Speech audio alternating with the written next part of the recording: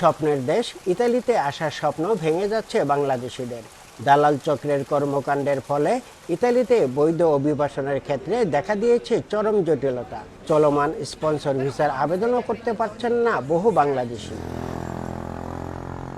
এদিকে বৈধ পথে জটিলতা দেখা দেয় জীবনের ঝুঁকি নিয়ে অবৈধ পথে ভূমধ্যসাগর পাড়ি দিয়ে ইতালিতে প্রবেশ করছেন বাংলাদেশিরা। চলতি বছরের প্রথম 10 মাসেই সাগর পথে ইতালিতে এসেছেন 11,000-এরও বেশি বাংলাদেশি।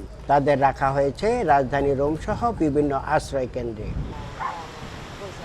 ইতালি প্রবাসীরা বলছেন, দালালদের কারণে বৈধ পথে আসতে না পারার কারণেই এ পথ বেছে নিয়েছেন বাংলাদেশিরা। এক্ষেত্রে জীবনের ঝুঁকির পাশাপাশি বৈধতারও কোনো সুযোগ নেই বলে সতর্ক করেছেন তারা। অবৈধ পথে যারা আসতেছেন সাগর পথে, এখানে আসলে কাগজপত্র সহজে পাওয়া অসম্ভব হয়ে যায়। আসলেও যারা কাজকর্ম জানে তারা হয়তো কোনো না কোনোভাবে চলছে, কিন্তু এভাবে না আসাই ভালো, জীবনের ঝুঁকি না নেওয়াই ভালো। চলতি বছর শুধুমাত্র ভূমধ্যসাগর পাড়ি দিয়ে ইতালিতে এসেছে 57,911 জন অভিবাসন প্রত্যাশী। তাদের মধ্যে শীর্ষে অবস্থান করছে বাংলাদেশিরা। ইতালির রোম থেকে হাসান মাহমুদ, সময় সংবাদ।